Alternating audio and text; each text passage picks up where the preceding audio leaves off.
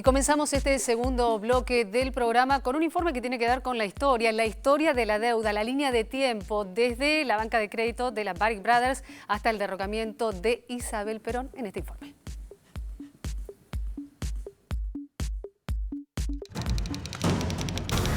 El 1 de julio de 1824 se firmó un contrato con Baring Brothers por 1 millón de libras esterlinas para la construcción del puerto de Buenos Aires y dotar a la ciudad de agua corriente. Llegaron solo 560.000. El empréstito se terminó de pagar 80 años más tarde, en 1905. El monto abonado fue de 5 millones de libras y las obras nunca se realizaron. Durante el gobierno de Bartolomé Mitre, la deuda externa llegó a 5 millones de libras esterlinas. El sucesor de Mitre, Domingo Faustino Sarmiento, también tomó fondos externos. Al finalizar su presidencia, la deuda externa ya ascendía a 14.500.000 libras. Pero el año 1916, la deuda ascendía a 121 millones de libras esterlinas. Con la reducción de las importaciones durante la Primera Guerra Mundial, la balanza comercial resulta positiva, lo que permite durante el gobierno de Hipólito Yrigoyen reducir la deuda en 20 millones de libras esterlinas. En 1921, con la presidencia de Marcelo Torcuato de Alvear, el endeudamiento vuelve a crecer, llegando a los 140 millones de libras esterlinas. Pero esta tendencia se revirtió cuando en 1928 retorna al gobierno Yrigoyen, logrando nuevamente bajar la deuda. En la década infame, Agustín Pedro Justo vuelve a tomar créditos a través del Pacto Roca-Runciman, que consistía en el compromiso de Inglaterra a comprar una determinada cuota de carne argentina, pero a un precio menor al de todos los proveedores del mundo. Entre 1946 y 1948, Juan Domingo Perón rescata todos los títulos y el gobierno afirma que la deuda externa es cero. Al producirse el golpe de Estado que derrocó a Perón en 1955, la deuda se limitaba a 57 millones de dólares. Los sectores dominantes que ocupaban el poder le abrieron la puerta al Fondo Monetario Internacional, ingresando a otro periodo de fuerte endeudamiento. Al concluir la autodenominada Revolución Libertadora, la deuda externa ya pasaba los 1.000 millones de dólares. Argentina comenzó una etapa de alternancia entre golpes de Estado y una democracia condicionada por la proscripción del peronismo, caracterizada por el aumento del endeudamiento. Para 1966, el endeudamiento externo alcanzaba los 1.768 millones de dólares. Los golpistas, encabezados por Juan Carlos Onganía y sus cómplices civiles, facilitan la erradicación del capital norteamericano. Al retirarse, la deuda supera los 3.800 millones de dólares. El 11 de marzo de 1973 asume Héctor J. Cámpora la presidencia por la proscripción al general Perón, que regresa el 20 de junio y triunfa ampliamente en las elecciones del 23 de septiembre de ese año. A fines de 1973, la deuda externa pública ha disminuido a 3.559 millones de dólares. Cuando muere Perón, el 1 de julio de 1974, asume Isabel Perón. Al producirse el golpe militar del 24 de marzo de 1976, la deuda alcanzaba los 5.295 millones de dólares. Se inauguraba la etapa más oscura de la historia argentina, que en el marco de la sustitución de las importaciones asfixió la matriz productiva y la industria nacional en nombre del liberalismo de mercado. Y esta línea histórica nos hace repensar en algunas cosas. Por ejemplo, si la deuda está vinculada estrechamente a algo técnico o también a algún factor político. Le trasladamos la pregunta a Raúl de la Torre y también a Alfredo Zayat. Rulo. No, indudablemente está mucho más vinculado a cuestiones políticas que de otro carácter. Fíjate vos que la evolución de la deuda, desde el origen de la deuda, inclusive un origen que es previo a la democracia, en el año 1824, empezó con un proceso de endeudamiento en el cual los gobiernos que se endeudaban en realidad buscaban un contacto, un vínculo con los países acreedores, en ese caso el Imperio Británico, para buscar favores propios y no para el país ni para construir infraestructura ni pensando en el futuro. Eran negocios que lo que hacían era consolidar un mecanismo de dependencia de las exportaciones agrícolas e importaciones de productos terminados. Era una cuestión vinculada en el comercio y que siguió a lo largo de los años y las décadas incrementándose en función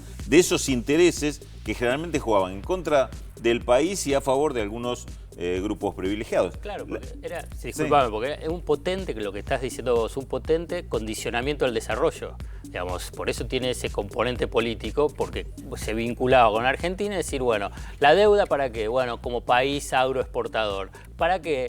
Que era simplemente para favorecer la especulación financiera. ¿Para qué? Para decir que se van a hacer obras, pero que finalmente no se hacen obras, sino para que sirva para la especulación financiera y para la fuga de capitales. Ese es el componente histórico y de los rasgos que se repiten a lo largo de toda la historia del endeudamiento hasta el megacanje del 2001, porque ahí en este recorrido histórico todavía falta, bueno, todo lo que fue en este periodo democrático. Entonces, esos rasgos característicos del endeudamiento argentino desde 1824 es, como antes mencioné, bueno, las sobretasas de interés, la corrupción, cuando se decía, bueno, esto es para hacer obras, pero no se hacían las obras, digamos, para la especulación financiera y la fuga de capitales. Por eso es un potente condicionamiento al desarrollo. Y el vínculo de algunos funcionarios y representantes de gobierno con estos mismos intereses financieros. Claro. Representantes, bueno, si vas más atrás también, porque Norberto Larriestra y negociadores nombrados por el gobierno argentino después terminaban como funcionarios del Banco de Londres. Claro. Esto pasó en el siglo XIX. Y hay una constante también en esto, Alfredo, que el tema de cuanto más representados en el gobierno estaban los grupos poderosos, esos periodos generalmente coinciden con un fuerte incremento de la deuda. Por eso más recientemente ocurre que durante dictaduras militares crece mucho la deuda, porque se da ese vínculo entre grupos de poder económico y la política que se dan con respecto a los bancos. Lo que dice Raúl es clave para poder entender a veces qué es lo que pasa con la deuda, por qué sube la deuda, cómo es esto, porque funcionarios, ministro de Economía, secretarios de Finanzas, funcionarios del Banco Central, están íntimamente ligados con el sistema financiero. Digamos, el endeudamiento, digamos, sirve para sus propios negocios, pero también porque son, en última instancia, representantes de ese poder financiero. Digamos, el ejemplo más claro es Domingo Felipe Cavallo, pero a la vez también otro funcionario, por ejemplo, Daniel Marx, que primero fue director del Banco Central, donde en ese momento sirvió para lo que fue legitimar la deuda fraudulenta de la dictadura militar. Después, ¿a dónde trabajó durante la década del 90? Trabajó en un fondo de inversión de Nicholas Brady, que es el que sirvió para hacer el canje de deuda del famoso Plan Brady. Después volvió al gobierno de la Alianza como secretario de Finanzas, ¿para qué? Para el megacanje. Y ahora es un gran asesor de lo que se debe hacer con el tema de la deuda. Por eso uno tiene que asociar a funcionarios con el poder financiero y por consiguiente ver que también hay un componente político esencial para entender lo que es un proceso corrupto del endeudamiento para condicionar el desarrollo. ¿Repasamos el proceso más reciente de la deuda? Arietes de la deuda, casi podríamos calificarlos de esa manera, y ese fue uno de los temas que tratamos con el ministro de Economía, con Axel Kicillof, a propósito justamente de la entrevista que en minutos nada más vamos a compartir con ustedes. Pero hablamos de este proceso histórico al que hacía referencia Raúl y nos remontamos a menos años, a la década del 70, porque prácticamente en esa década se incrementó de una manera muy, pero muy grande, considerable, el monto de la deuda argentina. ¿Quiénes fueron los beneficiados? ¿Cómo surgió todo? ¿Cuál fue el impacto directo en la sociedad, en nosotros, en el trabajo, en el futuro? En este informe.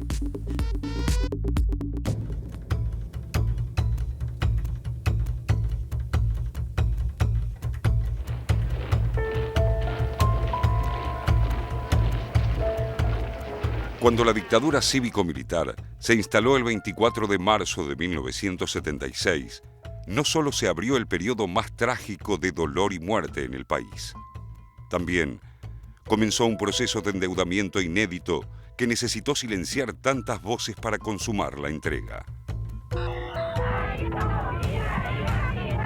Las fotos con la identificación correspondiente y la fecha de desaparición. Con el golpe, se desmanteló la industria y las importaciones suplantaron la producción nacional. Antes la competencia era insuficiente. Teníamos productos buenos, pero muchas veces el consumidor debía conformarse con lo que había sin poder comparar.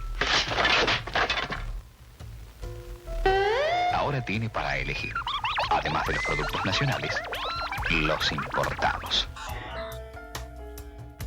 El plan criminal tuvo como ideólogo económico al ministro civil José Alfredo Martínez de Hoz, referente de la sociedad rural, admirador del consenso de Washington y ponderado por el multimillonario estadounidense David Rockefeller. Estamos tratando de mostrar al país que el sistema anterior ha sido malo porque no ha respetado la libertad de iniciativa del empresario. Achicar el Estado es agrandar la nación, repetía el introductor de las políticas neoliberales y del Festival de Créditos del FMI, con eliminación de aranceles de importación y liberación del movimiento de capitales. En la agencia de cambio están todos los precios, pero cuando usted entra adentro hay un letrero que dice no hay dólares. Y usted le pregunta y me dice no hay. Y le digo, señor, en la vidriera hay dólares y resulta que usted le insiste que le saquen los de la vidriera y los de la vidriera no se los sacan. En los primeros 4 años de la dictadura, el salario de los trabajadores había caído un 40% y la inflación se ubicaba en el 300% anual. El dólar barato terminó por arrasar la industria nacional y las 3 devaluaciones de 1980 dejaron al país en recesión. Un año antes de que los militares abandonaran el poder, al frente del Banco Central, Domingo Cavallo hizo un particular aporte al crecimiento de la deuda. Trasladó al Estado los pasivos de más de 70 empresas nacionales y extranjeras por unos 23.000 millones de dólares, llevándolas a creencias a 45.000 millones. Estamos viendo si podemos terminar con la Argentina de la frustración y del desamparo para ir a la Argentina honesta, del trabajo que quiera su gente. Y desde luego con todo esto hay quien pierde, es la especulación. Para cuando el último dictador le calzó la banda al primer presidente de la democracia, la deuda externa había trepado de 5.000 millones de dólares a 45.000 millones de dólares en 7 años. Coloca en estos momentos el general Viñone, la banda presidencial, ya es recibida por el doctor Raúl Ricardo Alfonsín. En su primer año de gobierno, Raúl Alfonsín planteó la necesidad de reconsiderar el ariete de la deuda en foros internacionales, una bandera que Cuba enarboló a lo largo de los años 80 por el carácter impagable e ilegítimo para las economías latinoamericanas. Y estoy absolutamente convencido que la alternativa de pagar la deuda no existe, es impracticable. El hilo del razonamiento del discurso del comandante Fidel Castro ha sido demostrar la imposibilidad económica del pago de la deuda. Desde hace 3 años venimos batallando porque no se pague la deuda externa y denunciando que este es el problema central de la Argentina y de Latinoamérica. Nuestra pequeña voz se ha transformado en la voz atronadora de un continente. Para frenar la inflación, que en 1985 había llegado al 30% mensual, Alfonsín declaró la economía de guerra. Debo agradecer a los argentinos el esfuerzo que todos están haciendo, la comprensión y la solidaridad. Si estaba seguro antes, ahora estoy mucho más seguro, convencido de que con el esfuerzo de todos vamos a hacer muy rápidamente el país que todos queremos ser. En 1987, el gobierno radical anunció una reestructuración de la deuda. El acuerdo alcanzado nos permite ahora contar con los recursos para construir sobre bases firmes el acuerdo que el país necesita, que el país reclama. Así y todo, la deuda seguía condicionando las políticas sociales y económicas. Junto al presidente bajan también los demás integrantes de la delegación de altos funcionarios, como el ministro de Economía de la Nación, doctor Juan Vital Cerruil. En 1988, el presidente argentino viajó a Estados Unidos y se reunió con las autoridades del Fondo Monetario Internacional. Les digo que hable literatura con él, no me van a creer. No, pero... Hemos hablado de varias cosas, de la situación económica y de la de su país en particular, pero ahora me tengo que ir. Hasta muy pronto. En aquella gira, Alfonsín insistió ante empresarios y banqueros estadounidenses con la necesidad de buscar soluciones urgentes al problema del endeudamiento. Creo que aún estamos a tiempo de lograr una solución realista, negociada y duradera del problema de la deuda externa. La hiperinflación en 1989 alcanzó máximos históricos, 114% en junio y 194% en julio. Las reservas del Central bajaron a 3.000 millones de dólares y los saqueos fueron el escenario previo a la entrega anticipada del poder. La deuda externa, entonces, ya era de 65.000 millones de dólares en un marco de crisis social y desempleo en aumento. El doctor Raúl.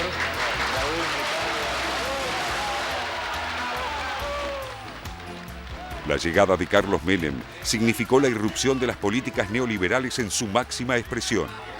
En 10 años, la deuda externa subió a casi 150.000 millones de dólares, un 123% más de la que recibió del gobierno alfonsinista. Vemos a muchos argentinos que saben que este tipo de política que se está llevando adelante es una política que resuelve los problemas de manera duradera, de manera sostenida. Se privatizaron todas o casi todas las empresas estatales.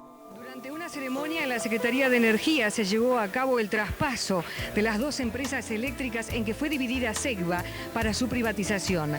Luz, YPF, aerolíneas, agua, correo, gas, astilleros y otras. La industria se achicó aún más y crecieron las importaciones. Cada día, miles de trabajadores quedaban en la calle. La ley de convertibilidad le permitió al flamante ministro de Economía, Domingo Cavallo, frenar las 2 hiperinflaciones de los primeros años menemistas y restablecer el pago de la deuda a través del Plan Brady. Pero la apertura económica indiscriminada afectó sensiblemente la recaudación y la producción nacional. A fines del 94, la fuga de divisas generó un déficit de la balanza de pagos que se profundizó cuando el Estado se quedó sin los ingresos previsionales a manos de las AFJP, con las que el propio gobierno terminó endeudándose a tasa usuraria. ¿Salir o no de la convertibilidad? Queda claro que aquí no hay devaluación, que se mantiene la convertibilidad y la paridad peso-dólar, que se ha derrotado a la especulación. El dilema acompañó el rumbo errático en la presidencia de Fernando de la Rúa, cuyo efímero gobierno hizo subir la deuda externa a 180.000 millones de dólares, un 22% más en apenas 2 años. De manera festiva, se anunció el blindaje, un crédito por 40.000 millones de dólares del Fondo Monetario Internacional, con aportes del Banco Interamericano de Desarrollo, el Banco Mundial, España y bancos privados, concedido para el pago de la deuda, pero con la exigencia de un severo plan de ajuste. Y anticiparles que a partir de mañana estará a cargo de la conducción de la economía del país el doctor Domingo Cavallo. Mañana voy a informar si lo hará como jefe de gabinete o como ministro de Economía. Convocado nuevamente, primero en la dictadura, luego por el menemismo y ahora por un gobierno radical, Cavallo puso en marcha el megacanje para postergar los vencimientos de los compromisos a cambio del pago de cuantiosos intereses y comisiones que incrementaron exponencialmente la deuda externa. Sin embargo, la crisis financiera no tardó en llegar. Yo toda mi vida puse mi plata en los bancos, confié en el país, en la promesa que me hicieron que me lo iban a devolver y se están quedando con mi guita. ¿Para qué? Para financiar a los bancos. El corralito, el retiro de 250 pesos semanales de los bancos y el corralón. Se inhabilitaron los depósitos, encendieron la mecha del estallido social que el 19 y 20 de diciembre de 2001 provocaron la huida desde la Rúa de la Casa Rosada en helicóptero.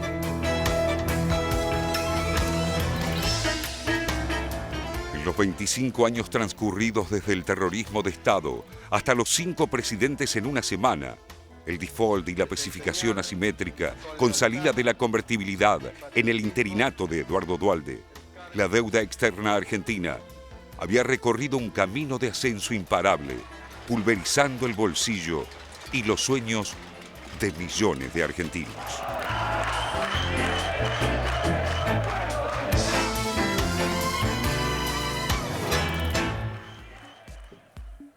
Las imágenes que compartimos corresponden en su gran mayoría al archivo fílmico del noticiero de la televisión pública de Visión 7 y es curioso porque lo hablábamos aquí en la mesa.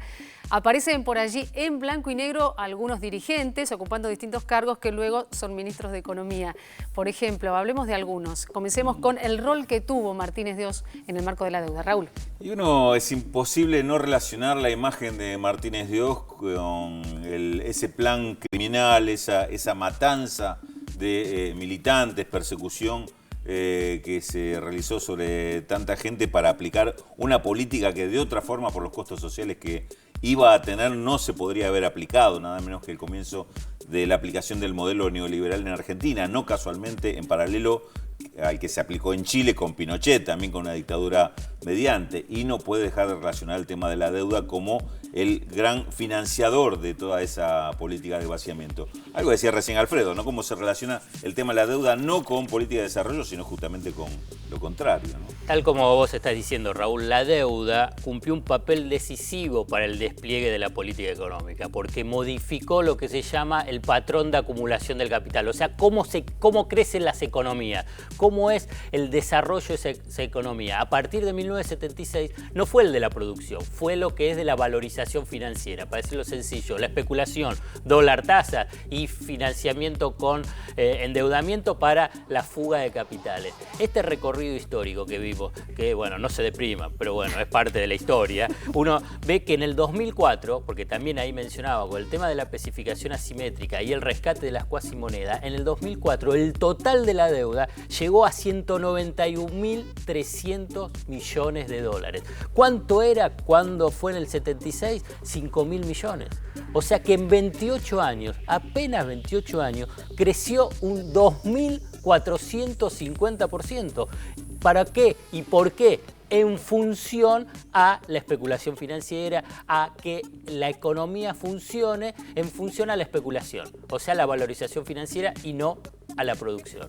Hay un eslaboncito en el medio, año 82, Domingo Cavallo, presidente del Banco Central, lo veíamos ahí, nacionaliza la deuda de muchas empresas privadas, es decir, convirtió en deuda pública, deuda de todos, lo que había sido endeudamiento de grandes grupos económicos. Ahí aparece otra palabra muy vinculada a esto, que es el tema complicidad de estos grupos económicos con esa dictadura y con las consecuencias políticas, económicas, sociales que tuvo esta etapa. Menos industria, menos producción, plata dulce. Claro, exactamente, eso fue la especulación, dólar tasas, plata dulce, el financiamiento de las importaciones y por consiguiente, bueno, mayor desempleo, exclusión social, pobreza y fuga de capitales. Hay que vincular todo este crecimiento de la deuda con la fuga de capitales, porque es un elemento central para entender una herencia muy pesada que primero recibió la democracia con Alfonsín y después también en el 2004. Entonces, después vamos a avanzar, digamos, el rol central de la política de desendeudamiento, precisamente para tratar de superar esa pesada herencia. Plata dulce ligado también a una cultura perversa, ¿no? La cultura de la especulación, del ahorrar en dólares y demás, que también dejó como consecuencia esta etapa. Venimos un poco más cerquita en el tiempo y nos ocupamos ahora de una entrevista, la de Axel Kicillof, ministro de Economía. Rulo. Una entrevista donde el ministro recorre varios de los temas que importan en este momento. En una semana muy especial, hay que decir que nos recibió, habló de esta política, de plan de los fondos buitres para atacar a Argentina, la especulación que está sufriendo el país, las campañas y cómo está haciendo el gobierno para enfrentarlas y desde qué criterio se está denunciando esto, que hoy ya pasa a ser una denuncia pública, quizás con la posibilidad de dar vuelta esta página atroz que ha significado la deuda para Argentina en casi 2 siglos. Ya está presentada Kicillof en este programa especial de la televisión pública, Deuda, historia de una extorsión.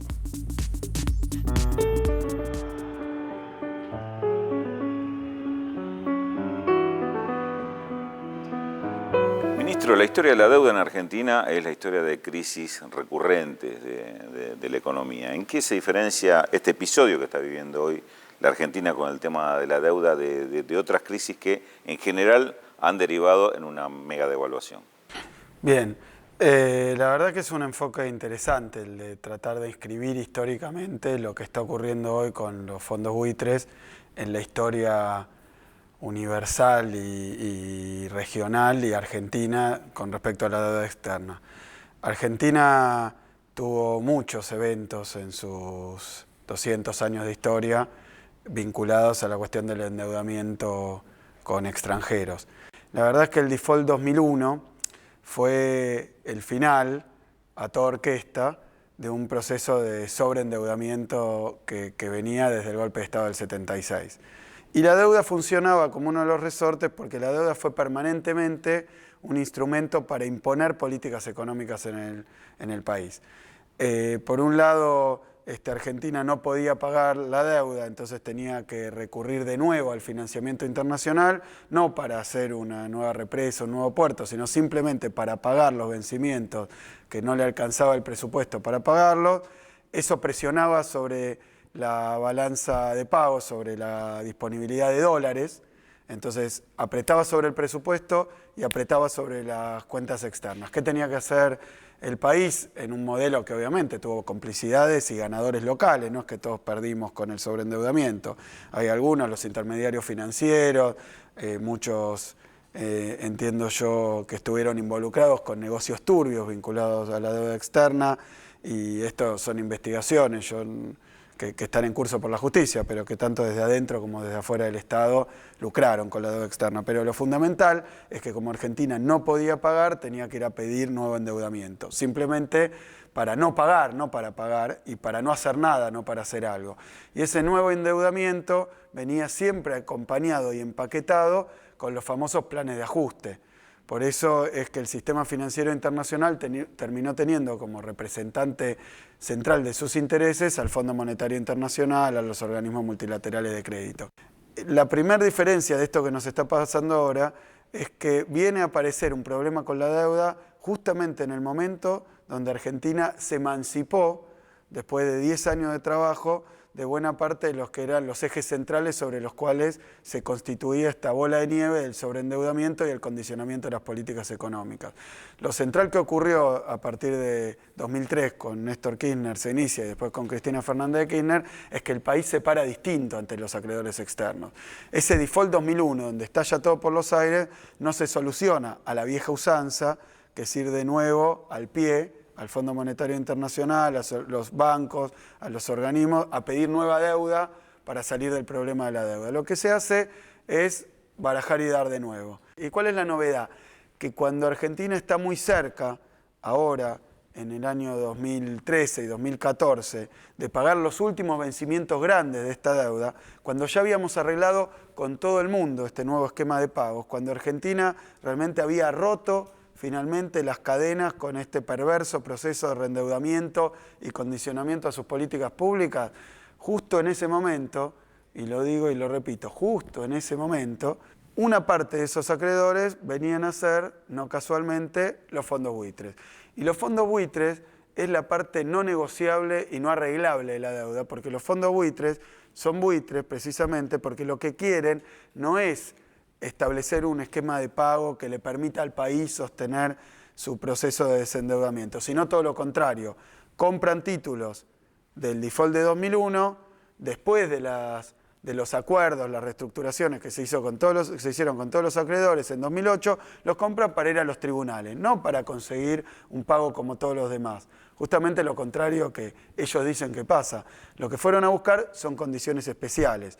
Y encuentran un juez que dice, bueno, Argentina no puede pagarle a nadie hasta que no le pague al señor Paul Singer.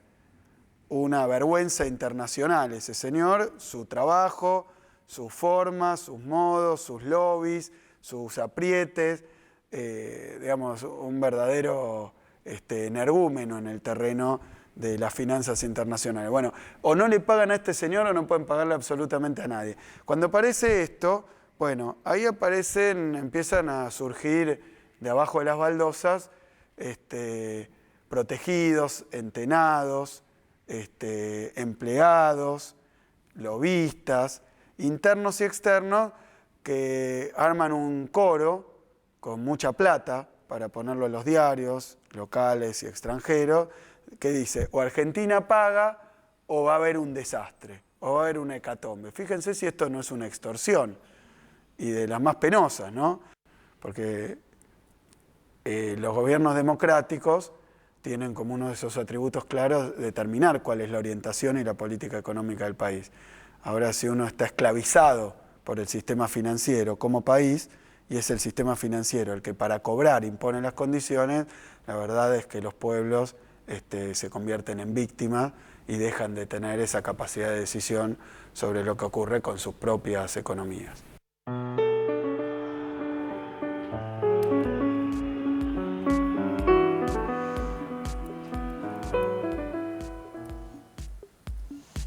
Y en minutos compartimos con ustedes la segunda parte de la entrevista al ministro de Economía, Axel Kicillof. Agradecemos todos los mensajes que están llegando a través del hashtag Historia de una extorsión, que tiene que ver con este programa que todavía tiene mucho más para presentarles. Por ejemplo, lo que viene ahora, más Calle 13 para la pausa. No se vayan, que ya volvemos. Soy América Latina, un pueblo sin pierna pero que camina. Oye.